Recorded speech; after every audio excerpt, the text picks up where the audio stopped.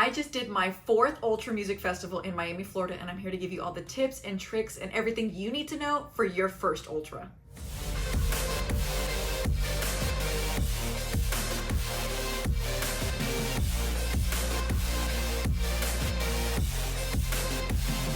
We're talking about Ultra Miami specifically, because if you didn't know, Ultra is a worldwide brand and there's Ultras all over the world. There's Ultras in Latin America, in Asia, in Australia, Africa, all over the place, but specifically Ultra Miami. So yes, this was my 4th one. If you didn't know, I live in Miami, and as long as I live in Miami, I'm gonna go to Ultra. So let's get into it. The festival is held every year, the second to last week in March, and it goes from Friday to Sunday, and it is held in downtown Miami at the infamous Bayfront Park. You can see the lovely Miami skyline, and it is just iconic. So now there is a con. Bayfront Park, it's small. It's really small for this venue, and certain parts just get so unbearably crowded. But guess what? I have experienced overcrowding at all 10 of the festivals that I went to last year, okay? That just is what it is.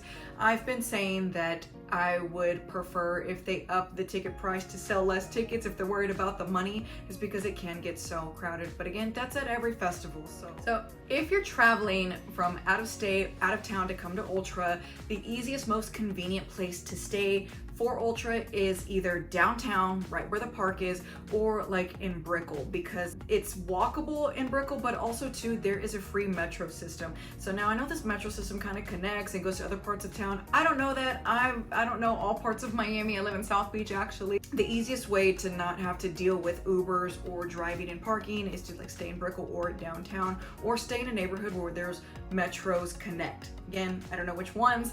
So off the top of my head, Brickell and downtown is the easiest. Now, if you're going to drive, I don't know where to park either. So I do have a car here, but I work in Brickell. So I would park my car at my office in Brickell where it's free, and then I would use the free metro to come over every day. So now if you don't have a car and you don't live nearby and you have to Uber, getting to the festival may not be an issue every day. It's fairly simple. My first couple years in Miami, I did have to Uber in, but the issue comes when you're leaving at night. The Ubers can take really long. You have to walk far away from the venue to even get like an Uber pickup. There's going to be surge pricing. It could take forever. You don't even know how long it's going to take. So just keep that in mind. There is no official shuttle system, unfortunately. So transportation is kind of left up to your own to figure out. The cost of an Ultra ticket can be ridiculous. So this is a very expensive festival with not a lot of frills. For a GA ticket, the cheapest I've ever paid for a GA ticket was maybe $470, but they normally average more than $5. Like if you're able to get the first tier, you can keep it pretty low. Like it starts at like $350, then with taxes and fees, maybe like right under $400 or just at the $400 mark. But in my experience, I've always paid $470 to over $500 for a GA ticket, and VIP with taxes and fees goes up to like $2,000, which is, in my opinion, VIP is not worth it at Ultra. There really is no perk. So there are some perks, like a different entry that you go in, because the entrance, let's just talk about that really quick. The entrance day one of Ultra usually is off the charts. I don't know what it is, like doors opening at 4 p.m. everybody's getting off of work or school and everybody just goes at once. Like in the last couple years, day one of Ultra, getting in is always so chaotic and just so packed. So VIP does have a separate entrance. That might be a slightly different perk or slightly better reason to get VIP. Everybody has access to really nice bathrooms at Ultra. So normally VIP at other festivals, you have your own like little AC'd trailered bathroom with running water, and the toilets flush, and there's AC in there, and there's lights and all of that, and multiple stalls. And GA normally has porta potties. Not at Ultra. These last 2 years, this year and last year, everybody had access to those really nice bathrooms. And this year they even had single-use ones where you are the only one in that stall. So that's really nice, and I don't think that you need VIP for that. I think GA is just fine. And even then, I was able to sneak into VIP with my friends this year, but it's just not worth it. There's just a very small, at least we only tried at main stage, just a very small viewing area, and it's really not that close to the stage. And the only place that really has a lot of space in VIP is if you get a table on top. But if a regular VIP ticket costs $2,000, like who has money to be getting a table at the top? Stick with GA, it's fine. You have access to the nice bathrooms. You may have to deal with a little bit of crowding getting in, but otherwise GA is just fine for Ultra. The stages and productions, I think there's about 7 stages at Ultra, and they are the same 7 stages every single year. Well, I think they change up the design a little bit, but they're still located in exactly the same spot every year. I'm gonna link up the venue tour that I did in 2023 for Ultra. It's the same layout every single year. Main stage is always in the same spot, Worldwide is always in the same spot, and it has the arch. The Resistance mega structure is always in the same spot, and it's the covered. Like, they might alter it or tweak it a little bit, but overall it's the same setup, same stages in the same area every single year. So that's good. You always know where things are going to be at, and so I appreciate that. But overall, like, the stages are cool. I mean, I've never been like a big person to really care about like the production of stages or anything, and obviously in certain parts of the park you're gonna hear some sound bleed, but again, I feel like I hear that and deal with that at every festival, so it is what it is. In general, my favorite stage at Ultra is the Resistance mega structure. That's where all of the techno is held, and then there is a Resistance Cove, which is a smaller stage, and sometimes like they don't know where to put these artists. So Resistance Cove is a fairly small stage, like tucked away in the corner of Ultra, and they put Eli Brown back-to-back high-low there. They should have put their asses in the Resistance mega structure, because that little area was so packed with people. They need to plan a little bit better on where they're putting certain artists, but other than that, I like the layout, I like the stages, I like that it kind of looks the same every year, just with a little bit of tweaks, because I guess you already know what to expect. The Ultra lineup, in my opinion, is always a heavy hitter. I've never seen an Ultra lineup before that I'm like, I know like 5 people on there, those are the only ones I want to see. Like, I'm going, and as I'm reading down, I'm like, yes, yes, yes, yes, yes, yes, yes, yes, yes. Like, I'm very much a house and techno girly, and just having that whole Resistance stage devoted to the techno, tech house, all of that, like, yes, give me that, appreciate that. And they do have a mix of other things. I'm not really like a bass head. Overall, I feel like they do have like a good mix, but definitely more of my music that I like, the techno. And what I appreciate about Ultra is that they are putting these non-so mainstream acts on. I mean, they're mainstream in their genre, but not to like EDM as a whole, I guess. I don't know if I'm like describing that right. So for example, they put Charlotte Duet's Fine Techno Ass on the main stage last year. We love that. We love a female techno artist playing main stage. This year was a huge year for the bass heads, because they put Excision on the main stage. Like, yes, of course, Charlotte Duet is big in the techno world, and Excision is big in the dubstep world, but to play main stage, like, for it, like, that is a huge deal. So good job on Ultra for expanding and giving these other genre artists a chance, and not just playing. I mean, of course, Martin Garrix is playing and Steve Aoki, but like, we like to see the techno and the dub acts like come through for all genres of EDM.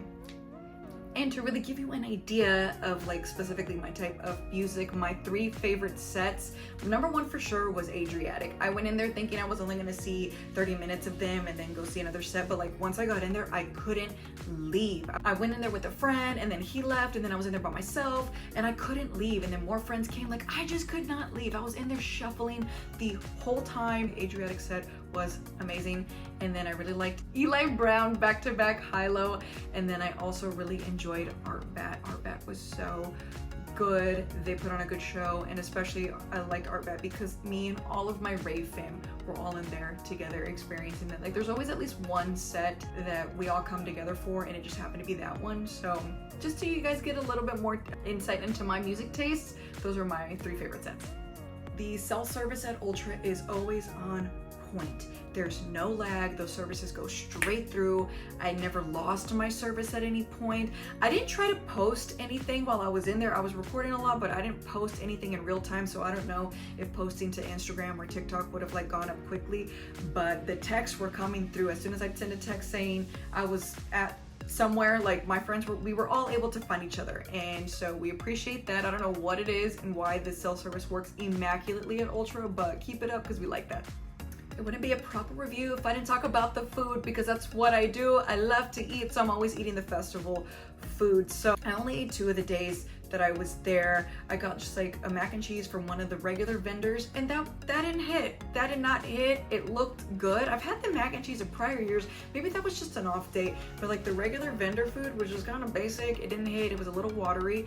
But the other day I ate at a food truck. The food truck was divine. The food trucks are over by main stage. So if you want to eat, try one of the food trucks, I'd say.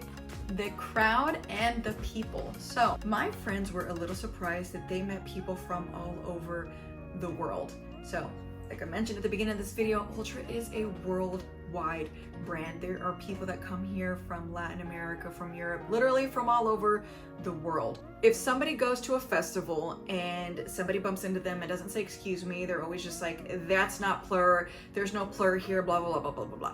Okay, while yes, sometimes that is true, you have to also remember that not other cultures around the world live like that. When I went to Tomorrowland, Brazil, not one person told me, excuse me, as they were walking past me. Was my immediate thought, oh my God, these people aren't plur. No, that's just how they are. So you have to understand when you are mixing a lot of people from around the world, that just may not be their custom, and that doesn't mean that they're a shitty or rude or unplur person. That's just how they are. So if you're gonna come to Ultra, keep in mind that there are people from all over the world and they may have different customs and just interact differently in crowds than we do. Now that doesn't excuse the people that have shitty behavior, because of course there are shitty people at every festival, all right? Sometimes there are people that are just gonna barrel their way through the crowds and not say excuse me, and they're gonna have 10 more people behind them. You just have to make a judgment call. Sometimes it is somebody being completely unplur, or just sometimes it is somebody that's just not their custom to do that. But in general, I feel like I've never personally experienced a shitty person at a festival, because I bring the energy. I'm the energy.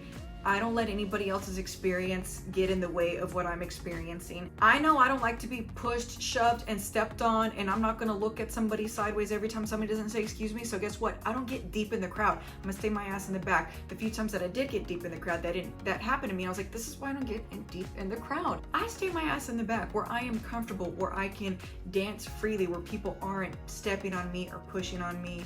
And unfortunately, some of my friends did have shitty experiences at this festival. Some drunk dude did an upskirt on one of my friends. Like, that is awful, okay? That is not acceptable anywhere, all right? But again, that could happen at any festival. I see the horror stories after every festival weekend of how awful people were.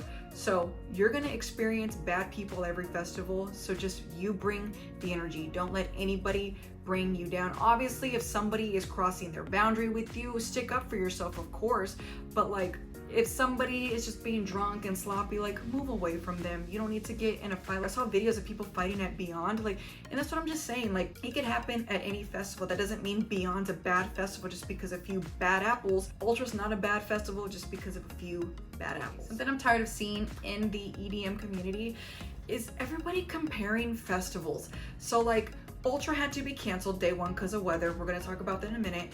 And people were, I saw it all over TikTok, like people comparing it to Electric Zoo. This was an act of nature why Ultra had to shut down.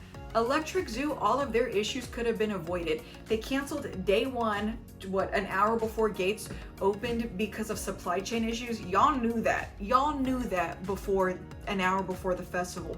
What the fuck?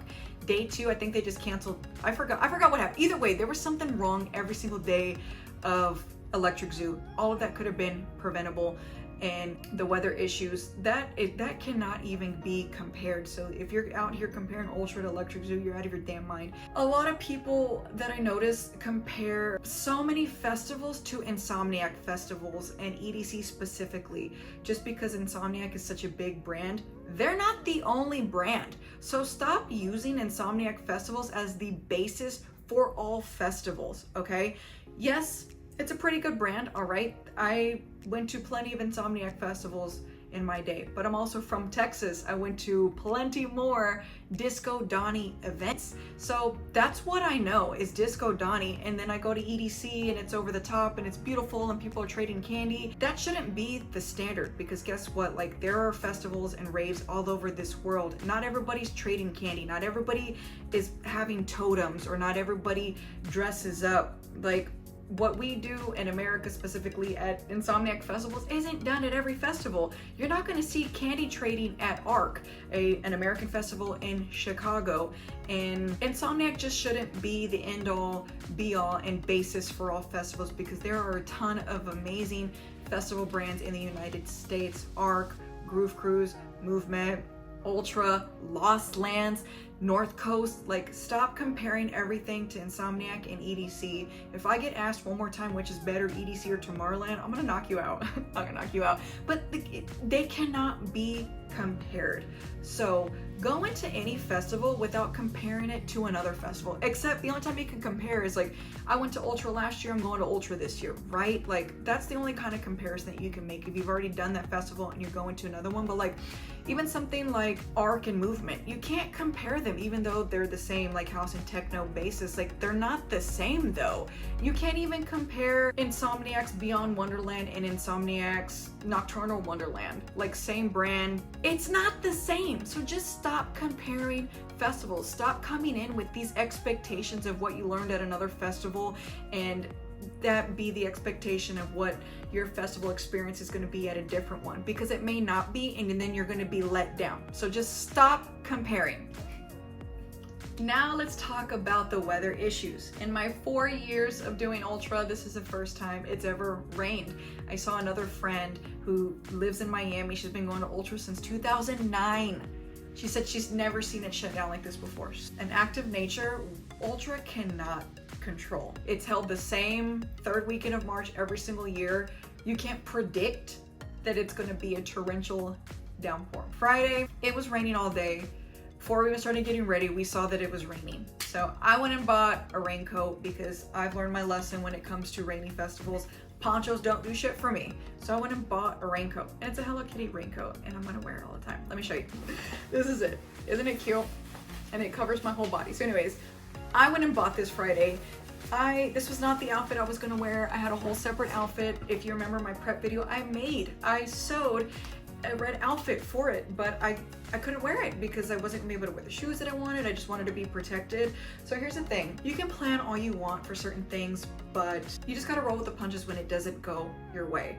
So we could have thrown a fit, we could have gotten mad, our outfits are ruined, Ultra's ruined, it's gonna be raining. No, adjust. I will wear that outfit a different day.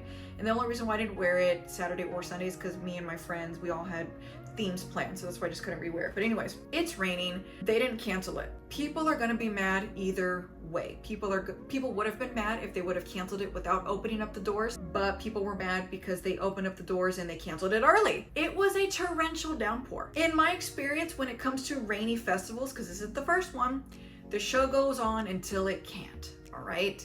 And that's what happened. They welcomed everybody in. I went straight to Resistance because it was coming down hard, and that's pretty much where I stayed the whole time. I think I got in around 7 and it shut down at 9, and they had to. It was thundering, it was lightning, and then from that point, like, it just never stopped raining. We came home and it was raining until 1 p.m. the next day, and it was canceled at 9 a.m. And if you know anything about Miami, Miami floods. A lot of neighborhoods flood in Miami. So they made the right call by getting us out of there. And people, of course, are asking for refunds and this and that. And it's like, they didn't cancel the full day, so we were never going to get a refund. But Ultra did what they could to make up for it. And I appreciate them for that. The next day, they did have to delay start. It was going to open up at 1. The doors opened up at 4 because it didn't stop raining until, like, I think 1 or 2. And they were out, their asses were out there trying. They were pumping the water out and laying down wood chips because a lot of parts of Ultra were flooded. So they were trying to fix the floors. They delayed the entry. Some of the big artists that were scheduled Friday, they got canceled, got rescheduled. And that is amazing because a lot of people were bummed that Hardwell didn't get to perform. Like, people were waiting for Hardwell to go on, and then it got canceled. So he was rescheduled. I was gonna close out with Emily Lynn. She got rescheduled. I was in the middle of Adam Bayer when it got canceled. He got rescheduled. Like, thank you, Ultra, for rescheduling that because they didn't have to. They didn't need to do that, and they did. So thank you, Ultra, for making it right. And then they extended the festival. It was supposed to end at 12 and ended at 1. So yes, it was just 1 hour. But again, they didn't have to do that. So thank you, Ultra, for trying to make it right by all of us and handling these weather issues the best way that they could and not just canceling it altogether. I'm glad I was still able to go a little bit on Friday, even though it was crazy. I still made it work, so thank you. And then by Sunday, the sun was shining, it was beautiful, and it was the Ultra we all know and love. And that is my 4th Ultra experience.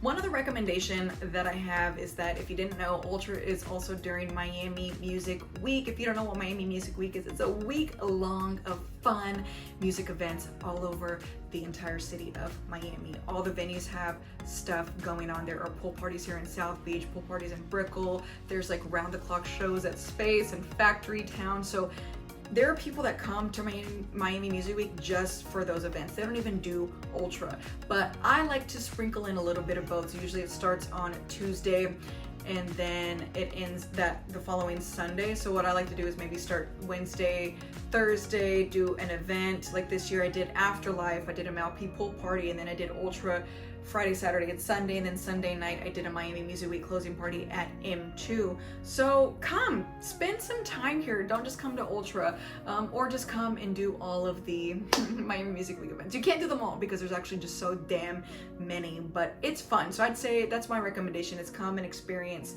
some events outside of Ultra and then close out with Ultra because it's a good time. And in general, I love Ultra.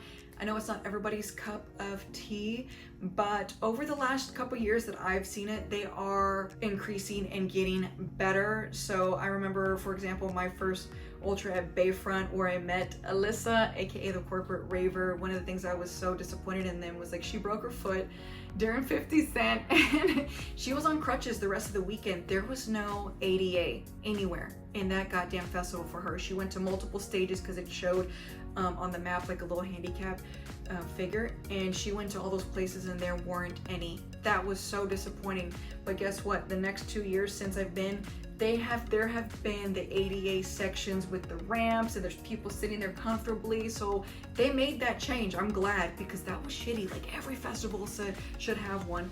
But that was the most disappointing thing I've seen in Ultra in my 4 years, is they couldn't accommodate her, but they are accommodating now. They have not slipped up since then, so I appreciate that. But overall, like, I like my Ultra experiences. Come in here and form your own opinion on Ultra. Don't listen to everybody else. Somebody else that doesn't like it, that's their problem. I have a bunch of festivals I don't like and I won't go back to, and I'm gonna give you the pros and cons to each festival, and then you decide. Take everybody's opinion with a grain of salt, but you need to decide for yourself and not just listen to all the chatter, because somebody's always gonna hate something, right? Thank you guys for watching. If I didn't answer anything that you're curious about, go ahead and leave me a question down in the comments. And also, if you want to see my vlog, if you missed that, here is my vlog for this year. It was a good time, and bet your ass I'm gonna be at Ultra 2025 next year for the 25th anniversary.